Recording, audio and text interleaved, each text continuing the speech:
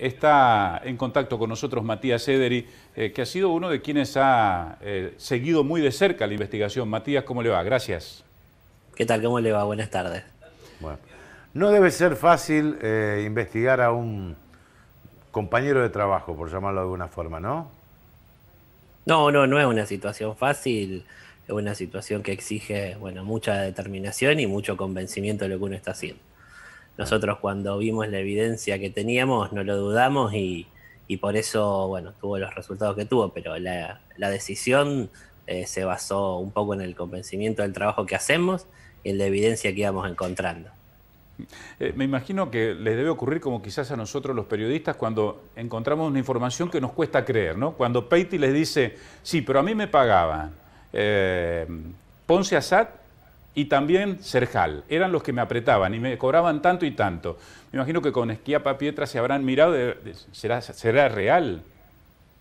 Sí, es lo que uno piensa, o lo primero que uno pasa en cuestiones judiciales, es decir, esto lo vamos a poder probar, vamos a tener elementos para acreditar lo que está diciendo esta persona. Fue lo primero que empezamos a pensar y ahí fue cuando empezamos a correr una carrera contrarreloj para tratar de acreditar todas las cosas que nos decía Peiti, porque muchas son evidencia que como las cámaras de seguridad y otros elementos se van borrando.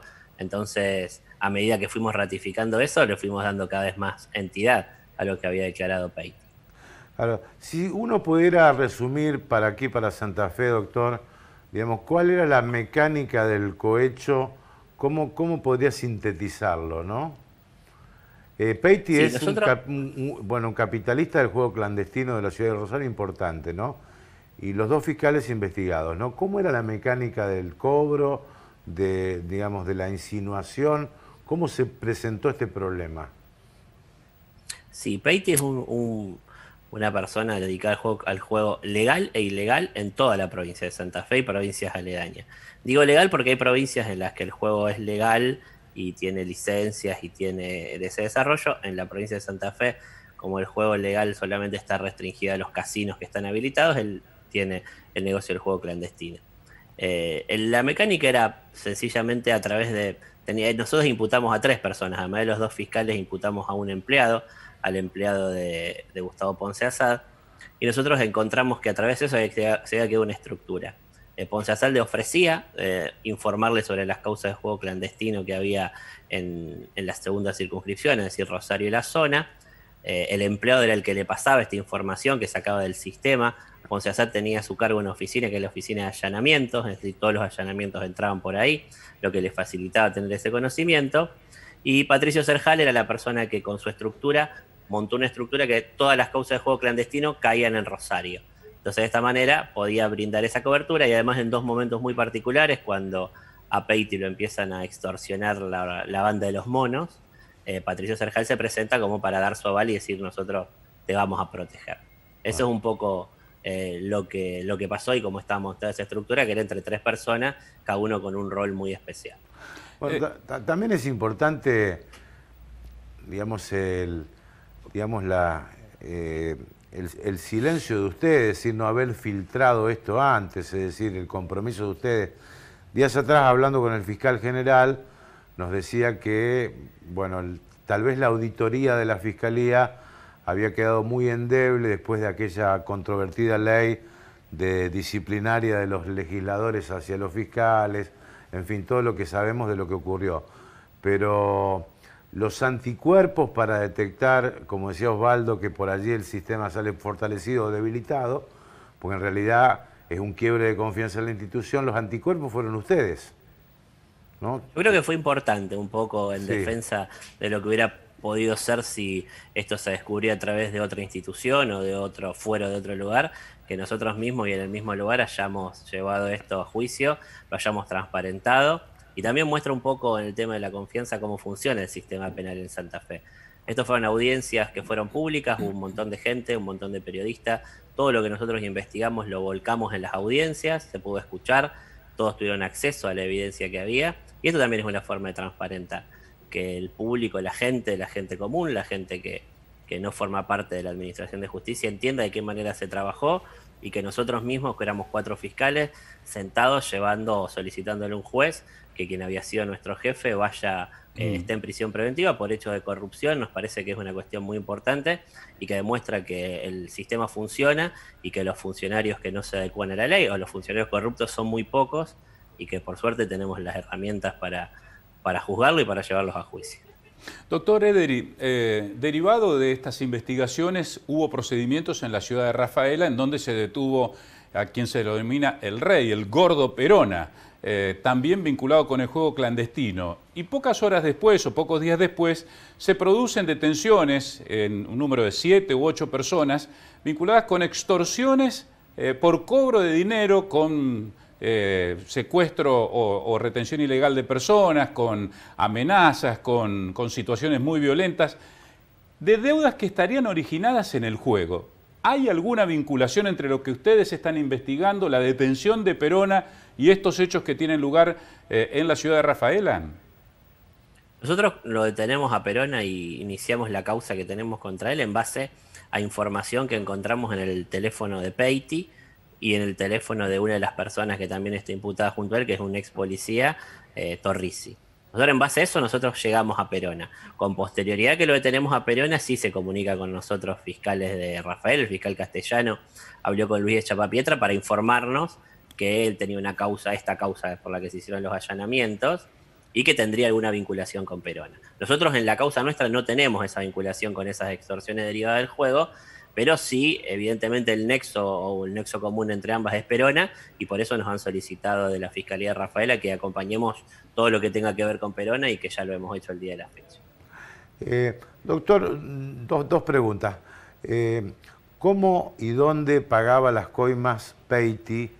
¿Y por qué Peiti, en cierta forma, yo no sé llamar, se arrepiente? ¿O por qué circunstancias se decide a hablar Peiti?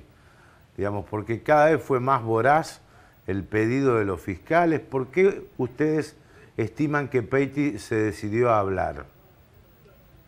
Sí, la primera de las coimas, según Peiti un testigo, porque varias veces fue a pagar con un testigo que también declaró, las pagaba, bueno, si ustedes conocen Rosario, en el cantero de Oroño, de calle Oroño, ahí vivía el fiscal Ponce Asad, él lo llamaba cuando estaba abajo, y en el cantero de Boulevard Oroño era el que le entregaba el sobre con el dinero. Otras veces en un club que queda Dorrego 1251, acá muy cerca, a la vuelta de la casa de Ponce Asad, que es un club cultural árabe, que Ponce era uno de los directivos del club, tenía la llave y se las entregaba en ese lugar. Esos eran los dos lugares en los que Peiti dice que le entregaba dinero a Ponce Asad. Y en cuanto al motivo por qué se decide hablar Peiti, yo entiendo que Peiti es una persona que siempre se dedicó al juego, tiene causas de juego en varios lugares, y esa es una cuestión que su forma de ser podía tolerar, sabía que era lo suyo, pero la imputación que nosotros teníamos era una causa vinculada con una rama de la familia Cantero, de los monos, como se lo conoce en todos lados, en la cual nosotros entendimos que lo habían cooptado y él había cometido algunas extorsiones, había brindado su conocimiento de personas para poder ser extorsionadas. La dinámica era esta, los monos se presentaban, le pedían plata, y después lo consultaban a Peiti, y Peiti le decía, sí, pagale porque son los monos, estos te van a tirar tiros, te pueden matar a tu familia. Nosotros entendimos que tenía una participación.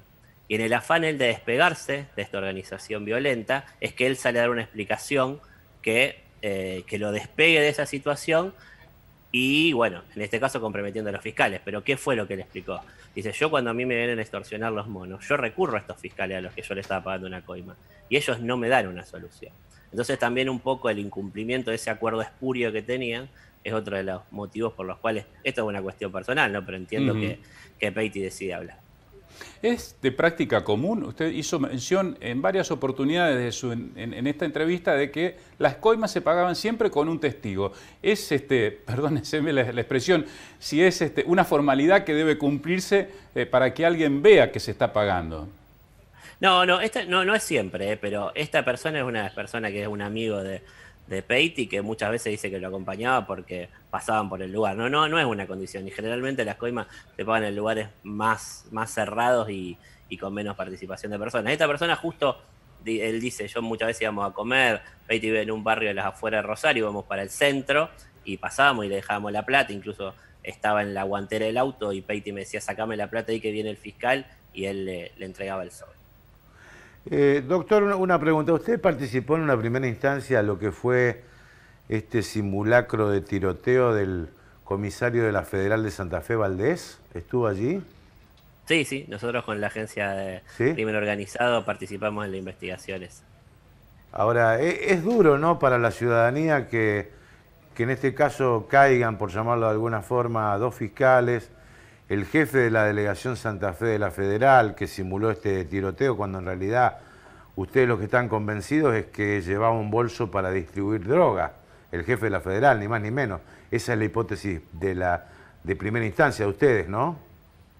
Sí, sí, la hipótesis nuestra fue siempre esa, que en el bolso, incluso los rastros que sacó la Policía de Seguridad Aeroportuaria, fue que en el bolso había droga, y a partir de eso y de un encuentro, él se encuentra cerca de Villa Constitución, donde lo tirotean, pero en una estación de servicio en San Pedro se habían encontrado con una camioneta igual a la que después lo tirotea.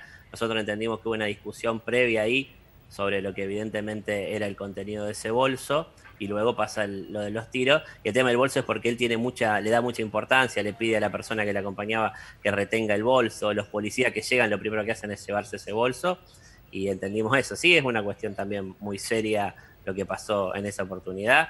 Por suerte, bueno, eso después se fue a la justicia federal por el tema de los estupefacientes, y está con pedido de fecha de juicio la causa esa. Bueno, doctor Ederi, muchas gracias, muy amable por estos minutos con nosotros. No, no hay por qué. Gracias a ustedes.